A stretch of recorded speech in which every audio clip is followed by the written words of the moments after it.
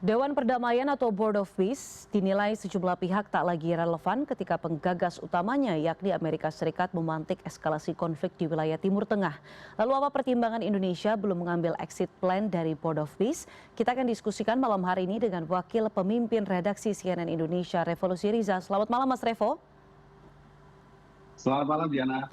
Mas Revo, sejumlah pertimbangan kan sudah disampaikan pemerintah melalui Kementerian Luar Negeri dan menyeratkan sebenarnya kehati-hatian mereview kembali keanggotaan kita di Board of Peace.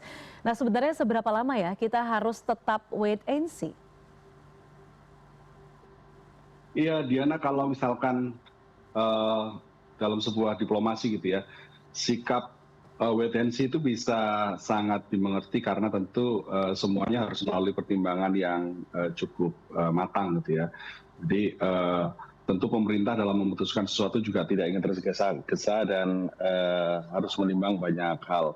Karena itulah kalau misalkan sekarang terkesan wait and see gitu, itu merupakan hal yang bisa dimengerti. Tapi tentu saja dalam proses sebuah diplomasi gitu ya Diana, terlalu lama dalam wait and see tentu juga tidak baik karena itu akan mempersepsikan bahwa kita tidak cukup tegas dalam pengambilan keputusan. Karena itu yang sekarang harus dibangun adalah seberapa lama sikap wait and see itu. Harus ada perimeter yang jelas, timeline yang jelas, dan kemudian alat ukur yang jelas juga gitu ya. Kalau misalkan memang Board of Peace ini tidak cukup mampu untuk menciptakan perdamaian gitu ya, tentu pemerintah harus bisa mengambil langkah tegas gitu terkait dengan keanggotaan kita di Board of Peace gitu ya. Tetapi kalau misalkan memang Board of Peace ini cukup krusial dalam membangun sebuah proses perdamaian, tentu ya kita akan sangat bisa dimengerti kalau kita terlibat di dalamnya, Diana. Mas, ini kan memang sebenarnya sekarang semua mata tertuju pada Iran dan juga kawasan Timur Tengah. Dan justru sebenarnya membuat tahapan Board of Peace yang memang kalau kita bicara di Davos begitu ya, tidak ada spesifik bicara soal Gaza, tapi soal perdamaian salah satunya di Timur Tengah dan juga Gaza. Tapi tadi kan Mas Revo menyebutkan bahwa ya kita harus menilai dengan betul indikator apa saja di mana saat kita tahu harus pergi dari Board of Peace atau keluar begitu ya. Tapi gimana ya Mas menakar kembali sebenarnya kepercayaan masyarakat Indonesia dan juga pemerintah Indonesia begitu ya kepada dewan ini ketika inisiatornya justru tidak mencerminkan etikat perdamaian, yakni Amerika Serikat, kemudian juga Israel yang merupakan anggota dari Board of Peace ini begitu ya. Iya, iya Diana. Ya ini memang sekarang dalam situasi saat ini tuh memang dilema utama yang saat ini terjadi gitu ya. Dalam konteks konflik yang terjadi di Iran, dilemanya justru di situ gitu. Ketika inisiator dari sebuah Board of Peace justru terlibat dalam konflik yang terjadi di Iran pada saat ini gitu. Nah, sementara kalau misalkan kita bicara tentang membangun sebuah perdamaian, inisiatornya tentu harus memiliki kepercayaan internasional, kepercayaan atau legitimasi dari setiap pihak-pihak yang bertikai gitu ya Diana. Nah kalau misalkan kemudian inisiator dari Board of Peace ini sendiri terlibat dalam konflik, maka itu akan cenderung menurunkan kredibilitasnya atau legitimasinya dari publik internasional. Itu tidak mengherankan kalau misalkan pada saat ini banyak kalangan di Indonesia, baik itu dari kalangan akademisi, pemuka agama, kemudian dari civil society, itu juga mendesak pemerintah Indonesia untuk mempertimbangkan ulang gitu keanggotaannya di Board of Peace. Karena memang tadi bagaimana mungkin gitu ya kita akan terlibat dalam sebuah lembaga yang dalam argumen pihak yang menekan kita, yang mendesak kita keluar itu adalah bagaimana mungkin kita berada dalam sebuah lembaga yang justru terlibat dalam sebuah konflik gitu. Nah ini argumen-argumen rasionalitas yang saat ini didesakkan. Nah tapi memang dalam konteks Iran maka itulah kemudian dilemanya justru di situ. Ketika kemudian inisiator utama dalam Board of Peace, dalam hal ini adalah Amerika Serikat, justru terlibat dalam penggempuran agresi yang ada di Iran pada saat ini, yang agresi kedaulatan terhadap Iran gitu, Diana. Sejauh ini kan dari 20 negara anggota Board of Peace belum ada yang menyatakan keluar begitu ya dari Dewan Perdamaian, bentukan ataupun inisiatif dari Presiden Amerika Serikat Donald Trump ini. Kalau Indonesia, Mas, do we have the gut to take the exit plan dari Board of Peace yang misalnya ketika wait and see ini sudah selesai begitu, rasa-rasanya memang sudah tidak relevan lagi, kemudian malah makin menjauhkan pembicaraan soal kemerdekaan Palestina dengan menambah konflik di Timur Tengah?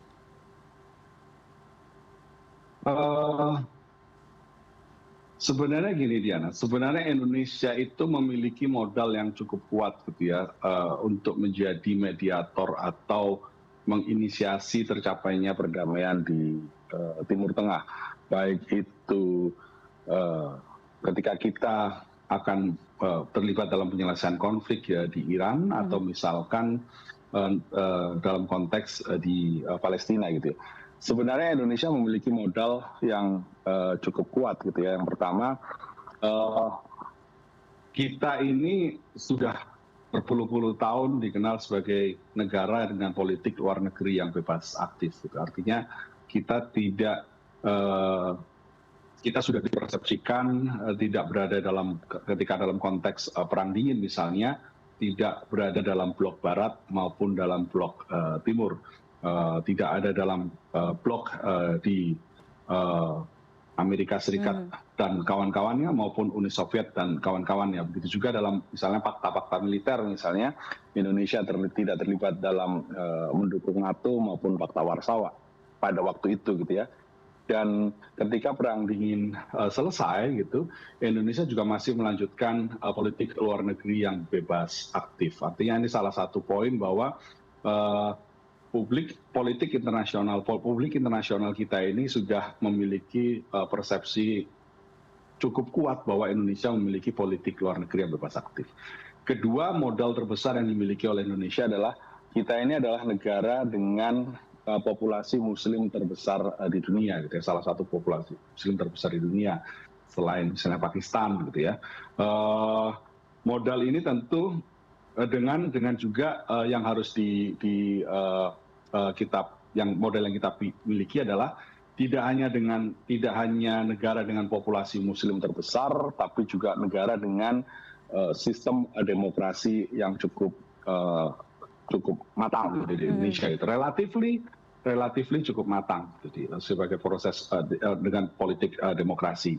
Nah, modal ini tentu juga menjadi modal utama kita gitu dalam kalau misalkan Indonesia ingin terlibat aktif dalam proses perdamaian di Timur Tengah. Ketiga, juga Indonesia memiliki sepak terjang yang cukup kuat dalam organisasi-organisasi multilateral, termasuk misalnya di kawasan Asia Tenggara kita termasuk salah satu big brother gitu ya, salah satu leader dalam ASEAN gitu. Kemudian juga kita memiliki rekam jejak sebagai salah satu inisiator dalam gerakan non-blok misalnya. Jadi 3 poin tadi misalnya itu adalah modal kuat kita sebenarnya kalau misalkan Indonesia ingin terlibat aktif dalam proses perdamaian di Timur Tengah. Hanya saja begini, Diana, ketika kita ingin menjadi sebuah inisiator atau mediator atau yang memprakarsai atau mendorong terjadi perdamaian, maka yang perlu dibangun adalah kepercayaan dari pihak-pihak yang bertikai misalnya. Apakah pihak-pihak yang berkonflik itu memiliki kepercayaan tinggi terhadap Indonesia atau aktor-aktor dari Indonesia, baik itu aktornya apakah itu aktor state, aktor negara, maupun aktor-aktor non-state, apakah itu dalam organisasi misalnya organisasi keagamaan di Indonesia, apakah sebutlah misalnya apakah itu NU atau Muhammadiyah misalnya sebagai salah satu inisiator, atau misalkan aktor-aktor non-state lain yang berupa individual misalnya. Karena kita tahu juga beberapa nama seperti Wakil Presiden Yusuf Kala misalnya, itu juga diminta menjadi salah satu pihak yang kemungkinan juga bisa menjadi calon kuat untuk menjadi salah satu mediator dari Indonesia misalnya, gitu ya.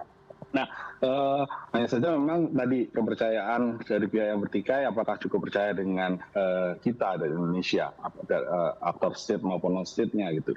Nah, kemudian membangun kepercayaan ini tentu yang harus dilakukan gitu kan, Dian ya. Yang kita khawatirkan adalah bagaimana pihak yang bertikai itu bisa percaya kalau misalkan kita itu dipersepsikan, misalnya dipersepsikan berada dalam satu pihak kekuatan besar yang menjadi agresor, misalnya seperti itu, Diana. Nah, maka itulah kemudian pertimbangan-pertimbangan ini yang sebaiknya juga menjadi hal yang melandasi aktor-aktor politik kita, baik itu aktor-aktor state maupun non state gitu. Nah, itulah yang kondisi saat ini terjadi. Kita punya modal besar untuk menjadi pelaku atau inisiator perdamaian gitu ya, atau pihak-pihak yang berusaha mendamaikan, tapi tentu saja kepercayaan dari pihak-pihak yang ingin kita mediasi juga penting untuk kita dapatkan, Diana. Menarik ini sebenarnya Mas Revo, karena kalau bicara soal kepercayaan ini jadi bercabang begitu. Akankah dua pihak yang bertikai tersebut seperti misalnya kalau kita sampaikan ada Amerika Serikat dan juga Israel, kemudian Iran begitu ya, dengan keanggotaan Indonesia di BOP yang notabene yang merupakan inisiatif dari Amerika Serikat, ini justru membuat kita benar-benar politik bebas aktif. Tapi sebelum ke sana Mas Revo, ini saya mau membahas juga soal penangguhan pembicaraan di Board of Peace.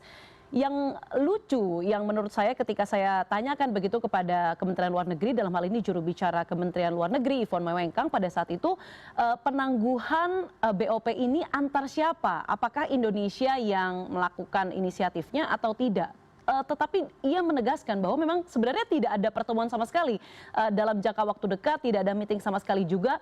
Menurut Anda Mas Revo, dengan adanya Amerika Serikat yang dalam tanda kutip mungkin bisa disampaikan punya fokus baru begitu bersama dengan Israel melakukan eskalasi konflik ataupun serangan militer begitu ya di Iran, akankah BOP ini sebenarnya menjadi langkah yang menjauhkan Palestina dan juga Gaza dari kemerdekaan?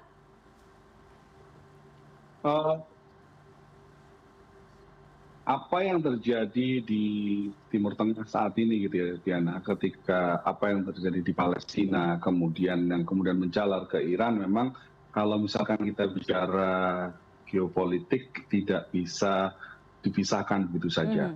Memang ada kepentingan-kepentingan. Kalau dari sisi Amerika Serikat misalnya, banyak analisa yang menyatakan bahwa Amerika Serikat ingin terlibat masuk menguasai dalam tanda kutip Iran, tidak jauh berbeda pada saat di Afghanistan ataupun Irak begitu ya Mas ya?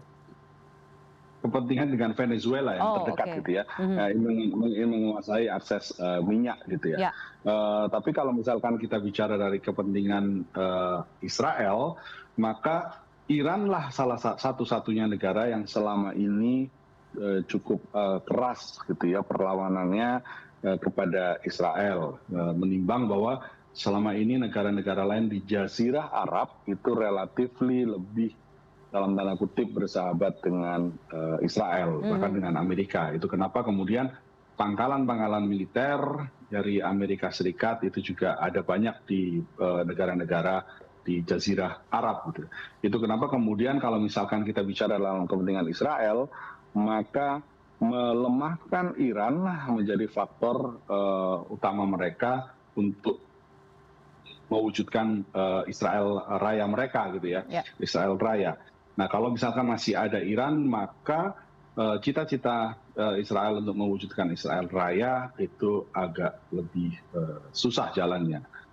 Karena memang saat ini bisa dikatakan penghalang terbesarnya adalah Iran. Disitulah kemudian kepentingan dari dua negara dianalisa menjadi ketemu. Ada kepentingan ekonomi dari Amerika Serikat, penguasaan minyak, dan kemudian dalam sisi Israel adalah kepentingan geopolitik mereka untuk penguasaan menjadi Israel Raya gitu ya. Nah, selama Iran itu masih kuat dan tidak bisa hegemoninya tidak bisa